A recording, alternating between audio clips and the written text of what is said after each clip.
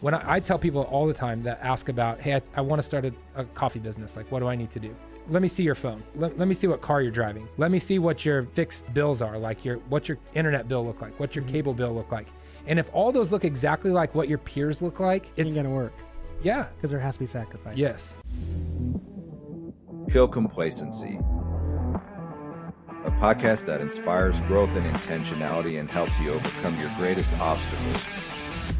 You mentioned there a little bit about failing in the home. I want to hear Trey, about the home life. And I want to hear specifically, because I know I see how you're raising your daughters. And I want to hear specifically from you, how do you balance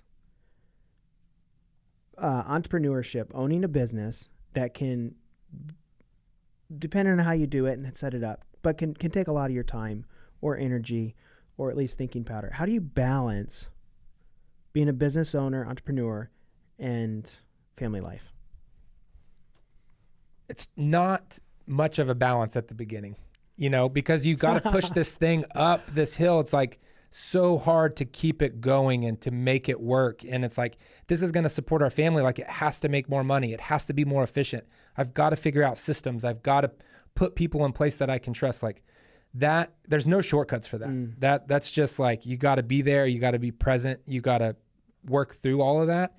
But there's a huge shift after about year 5. And then again at year 8, easier still. And so that's where we are now, where we're year 12. It just seems to grow, and there's less on me to make that happen. And so now that my kids are 12, 10, 8, 6, and 6 months, I have more ability to pour into my family. And not that I didn't neglect my family when we were working hard to get the business open. Yeah. I was present a lot. My sin in it was failing to lead, to lead the home as the father, to lead as a husband. I think that was where my misstep was. And I to talk to us a little bit about that. Talk to us about a father's role in the home and what intentional fatherhood looks like in the 21st century. So it's the father's responsibility to teach their children the faith. And I think that I grew up in a Christian culture that passed that off to the church. And Christians are required to give their children a Christian education. And so, in 2024, I think you could make a really strong argument that parents aren't permitted to send their children to a godless, secular school system that hates them. And it was my wife, again, because of my lack of leadership, that made the decision that we were going to homeschool our kids. And praise the Lord for that. She had to take on roles that I had abdicated, and women are quick to do that. If they'll see a crown lying in the gutter and they'll pick it up, but they're not. But the consequences of that was anxiety and stress and all kinds of things that creep in because the wives are not designed to carry that. They'll do it, and they because of the fall, they want it. Yeah. And the father has to lead, and the husband has to be the head of the household. And I didn't know that. And when it went off, when I realized it, it was like a light bulb that, man, I should have had that light bulb screwed in tighter a long time ago. It would have saved a lot of pain. But that's my big moment, was leading my children in the faith, teaching them the faith. So talk to somebody right now that's listening to this and is like, dang it, that's me. What do they need to do?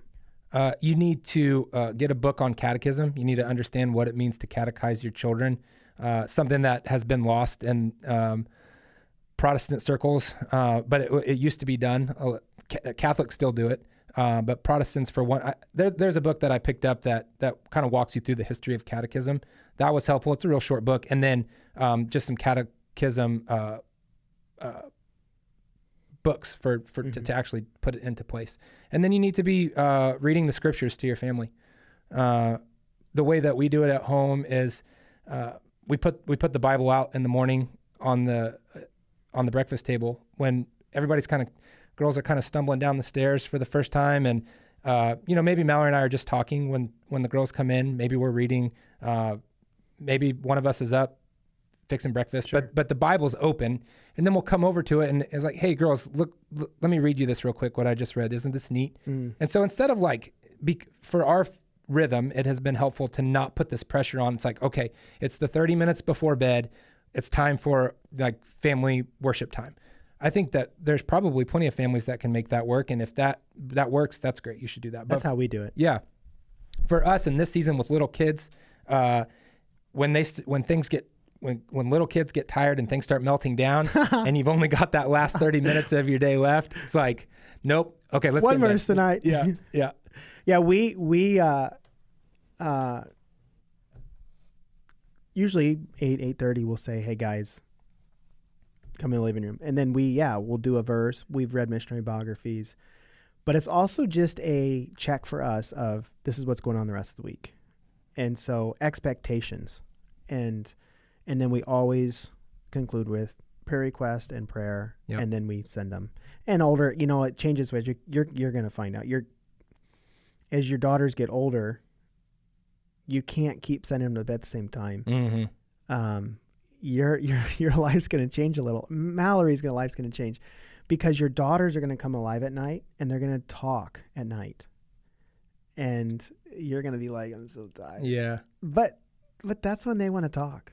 Like Tirza, Keziah. I mean, they just at night, 9:30, they want to talk. So we have our family time. Yep. We do our thing. We send them, and then older kids get to stay up later. Yeah. You lose time as an adult. Talk to me. Okay, so we talked about parenting. Talk to me about the relationship with the wife. How's marriage through all this? I mean, I know there's probably some ups and downs with running a business and partner there. Maybe it's all glory, but how did you and Mallory navigate all that? Mallory and I work really well together. And I have said before that I wouldn't start a small business with anyone else except for my spouse. I think that there's plenty of people out there that have successful partnerships, and praise God for that. But I'm a bit of a CEO type where even though I failed to lead in the home, I can execute in a small business. Like, this is what we're going to get done. These are the things that we need to do next. Like, I can move that way. She's more of the visionary. So she can see what needs to be done in terms of especially design. So everything about the cafe is beautiful, but also all the branding, all the packaging, everything like that is very specific, and that I couldn't do. There's no way. It would be very boring if I black and white. Yep. And so we make a great team, and our marriage is we've been married for 16 years now.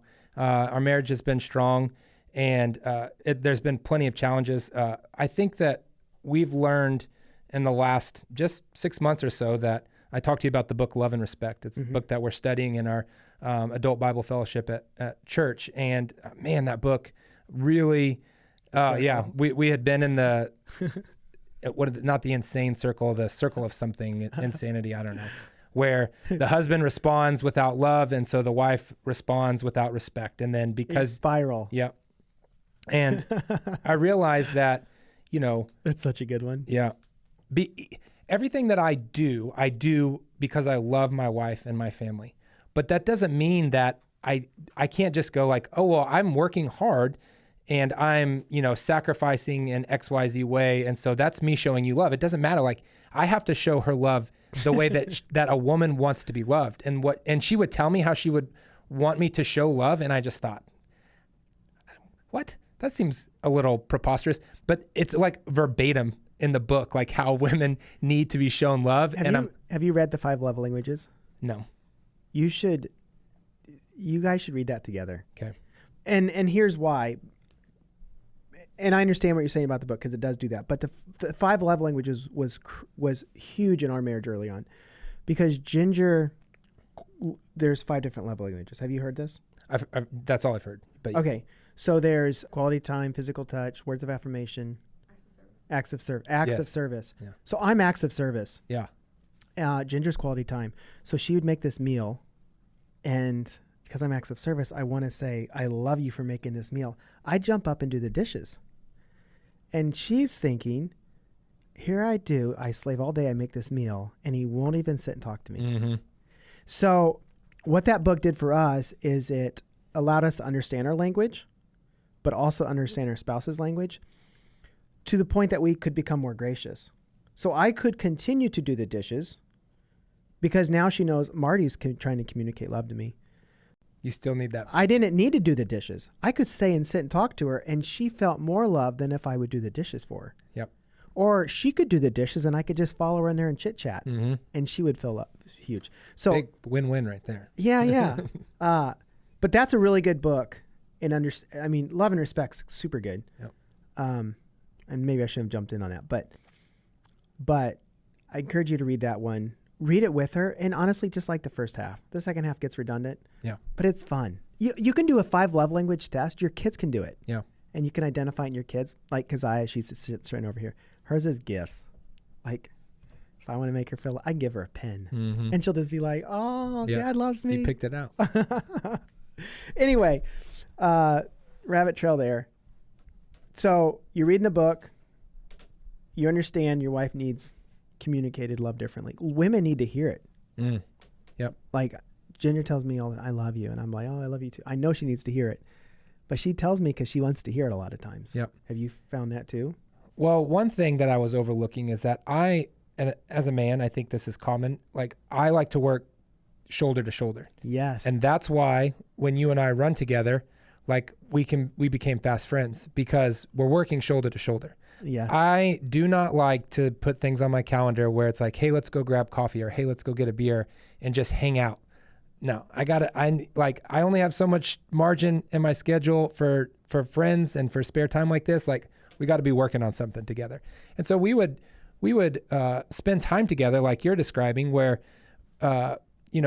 you could be doing that. Like, it's like, okay, let's clean the kitchen while we're hanging out. Mm-hmm. She really wants that face-to-face, like, interact, like where we're exchanging and quality time. Yes. Like a real, and like, that's hard for me. And so, it was helpful to see it though. Like, it doesn't matter what I want in that way. It doesn't matter what I'm geared towards. I'm not a woman. You're probably You're probably acts of service. You want to do. I'll follow up with you. I don't know. Yeah. Sounds right though. It's really interesting, and it's fun to do with your kids. Yeah. And I would also say that we all need all of them. And I think that there's different cycles where we need more of them more than others at times. So don't let it be an idol where, you said it was quality time, just sit there, whatever. And so over the years, I have been coached by countless mentors, and now I want to offer that to you as well. How? By Marty Hofmann's Life Coaching. This will be a 6-week program in which I will guarantee you will develop a more growth mindset. We will set goals and learn about the importance of the processes and habits behind those goals. I will also help you see your story differently as things happening for you, not to you. We will also be discussing your future self and give you clarity on who that is and what it looks like. For more information, please follow the link below or hop on martyhoffman.com and follow the coaching link. You mentioned running. I want to talk about running a little bit. Talk to me, like I'm relatively new to it, so I feel like I'm drawing more conclusions all the time, but talk to me, Trey, about parallels. Do you see I feel like there's lots of parallels between running and business or life. Do you agree? Yeah, absolutely. What like you're a super strong runner. I don't know if I necessarily have told you the backstory. I was starting to run. I was thinking I really need to get better. And I'm listening to these books and they're all like, you gotta find someone better than you. And so one day I was driving and I was like, oh, Trey's at Hoboken. Mm-hmm. And I just went in and asked if I could run with you. You said, hey, I want to run with you. Yeah, just like that. I walked straight up. Yeah. Can you talk to us, like, what has running been to you this last year, the last decade? What have you learned from it? How do you think it's made you who you are? Well, exercise has always been something that has been a part of my weekly routine, going back to high school football. So because I was a little bit undersized and not the most gifted athlete in high school, but I had drive and I wanted to play. Mm-hmm. I'll outwork anyone. Well, at least no one's going to outwork me. I'll work as hard as it takes. And so I got big and strong and fast in the weight room. And that's what you need to be a good football player. You need to be big and strong and fast. And so I didn't have that naturally, but you spend enough time in the weight room and you spend enough time training to be faster and more explosive, and you can do it.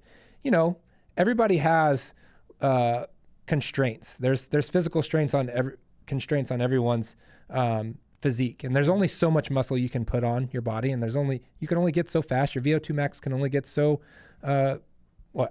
We want them higher. Yeah, higher.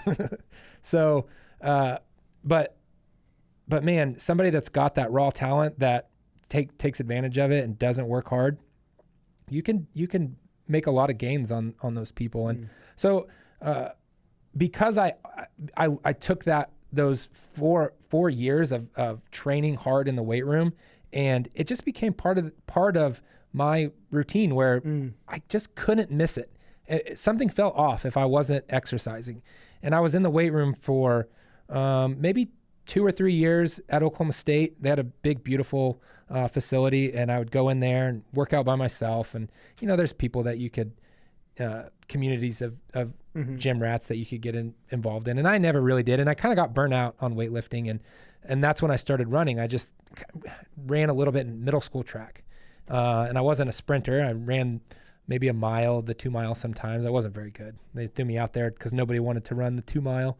But I remember thinking, I like running, and it's hard, and it kind of makes you test yourself. And so I'd go out and run 3 miles like as hard as I can, and you feel pretty good after that.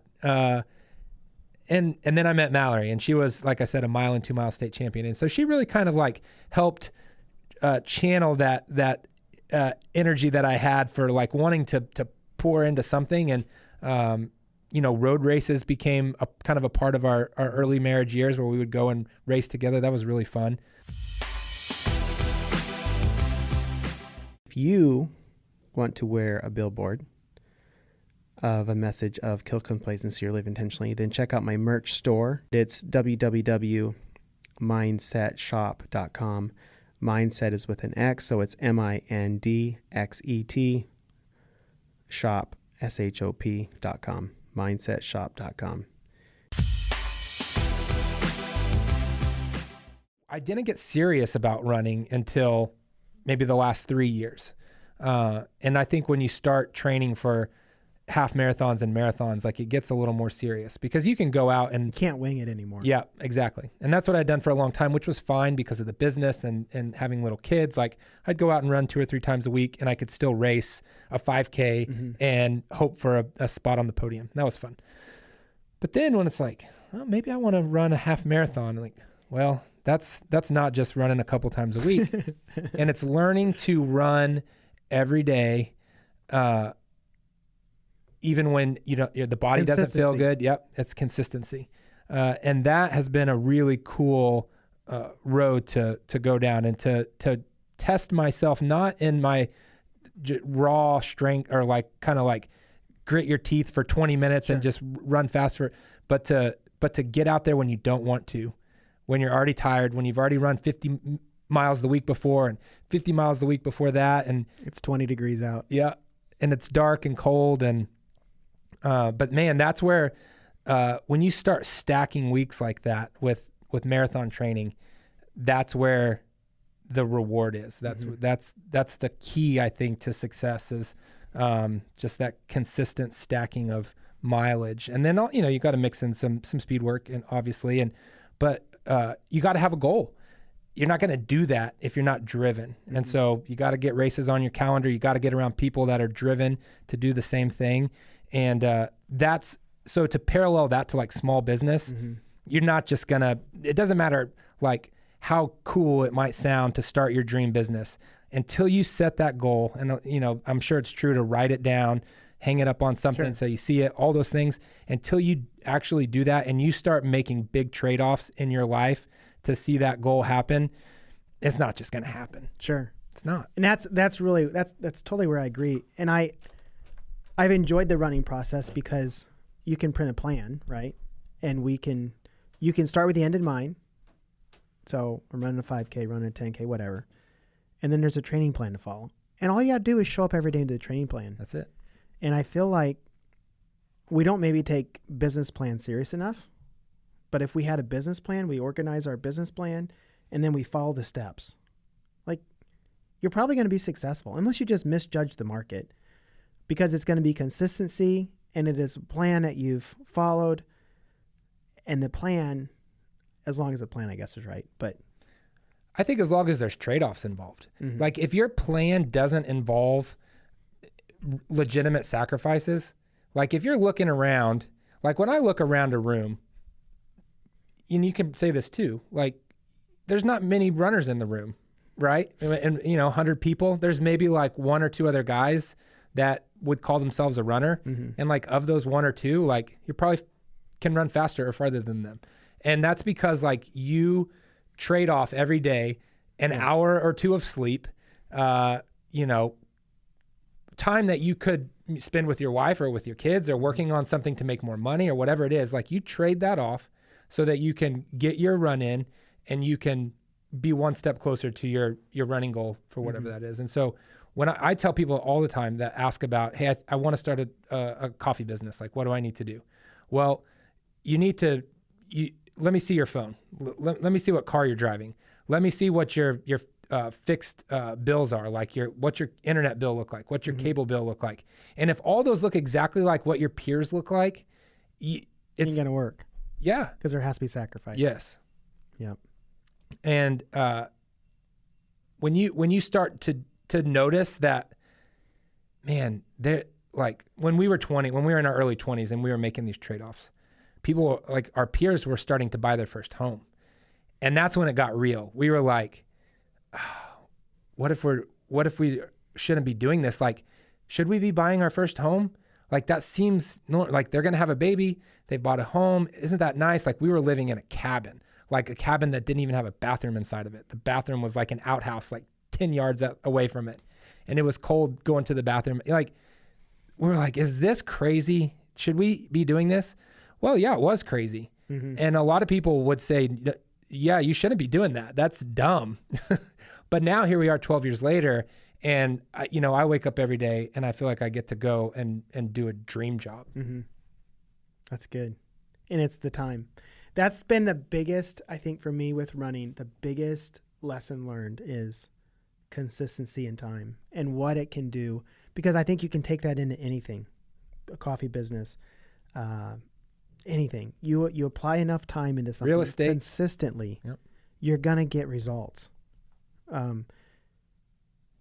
Social media, like you said, let me see your phone. How much time do we spend on something like social media that doesn't really do anything for us at the end of the day? Yeah. I told my wife about social media is that like I use Instagram too much. I scroll it and because I like funny videos. I'm like, look how funny this video is. I show her at night. And when I look back at a week's worth of funny videos that I save, my wife doesn't even carry a smartphone right now. She doesn't, when she had a smartphone, she didn't put Instagram on it. She would use it to look at realtors. She wanted to know what the housing market was doing. But she's been very disciplined in what she allows to take her time as far as the smartphone goes. So I'll show her, I'm like, look at these videos. But I can't remember any of them. They're fun. They are funny. And it's like, look how creative these people are. Isn't this like, they're so smart. How'd they think of this? But there's nothing for me to show for it. Mm-hmm. And I probably spend over an hour a week or more, like scrolling, looking for these funny videos. I bet it's more than that. Yeah. You should look. No, I don't want to look. We, as a family, we screenshot our weekly screen time every week, Sunday morning, and we send it. And it's embarrassing. Is there a reward for having the lowest screen time? No, because just praise. Same person wins every time. So who's that? It's Micah, Keziah's husband. Okay. He's always in like 50 minutes. I'm always 3-4 hours. Interesting. I actually downloaded an app this week. It's called Opal, and it's like the premier app that actually employers use for their employees. Employees download it, and it shuts off whatever you want, but specifically social media stuff. And you can open it up, but there's a few steps you got to do to get to it, and it's inconvenient. Yeah. And how many times do we just? And that's why I said you'd be surprised. Oh yeah. We default to it because we think we got 2 minutes. Yep. I'll close the phone altogether, but leave that app open. So then 5 minutes later, I'm like, oh, I need to text my wife, or I need to whatever. I open the phone up, And you're distracted. and I'm on Instagram already, and I forgot why I even opened the phone. Yep. Yep. I'm weak. It is what it is. Just be aware. 2 final questions, Trey. Favorite book or favorite quote? So maybe give me that, and then we'll hit the next one. I think my favorite book is The Grapes of Wrath by John Steinbeck. And I just remember reading that book and thinking the characters were so, I love that there's Oklahoma as a part of that journey for them. I felt a connection there. And, but the characters are just so well developed. You just really feel like you know them. And then the ending of that book is just I remember it felt like it just was so wild. I loved it. I'll check it out. Yeah. Steinbeck, I think, is really brilliant. I don't know if he was a good man or not. I don't know if he knew the Lord, but he was a good writer. I've read, a lot of people will say that East of Eden is his best work. And I read that, and it was very good, but I like Grapes of Wrath better. I will say, though, that I've been reading The Hobbit and then the Lord of the Rings trilogy to my girls at night. We've been doing The Hobbit actually too. So I will probably have to reassess after we finish, because when I was in high school, those movies came out. And so I had read a little bit of the books. Not the same. But I didn't commit and finish reading, and then I watched the movies. And so you kind of like, oh, yeah, I know that story. Oh, man, reading the books has been awesome. Yeah. So good. Good for you. Yeah. Last question for you. Final message. Something happens to you today on the way home. And this is the last thing we have recorded from Trey Woods. What would you want the world to know or to have as a memento to your memory? I would want the world to know that in the beginning was the Word, and the Word was with God, and the Word was God. And so I think that by reciting that little verse from John, it's like, get your Bible out and read your Bible and know God.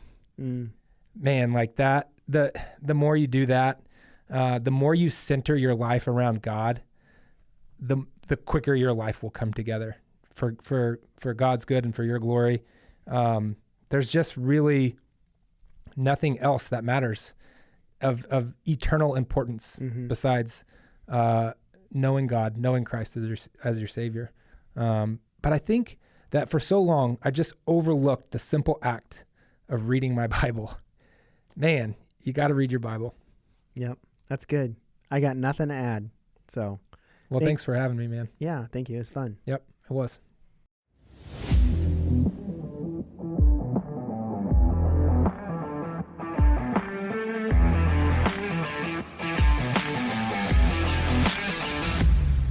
Wanted to thank you guys for listening to the end. In closing, I just wanted to add that if this message resonates with you, if it aligns with your values, and something in it today triggered something, then you can also look me up on Facebook, LinkedIn, Instagram, YouTube. We are really trying to help people live more intentional lives, to kill the complacency with which they have subscribed to. I know there's many ways which I get sucked in all the time. So if this is beneficial, follow me there.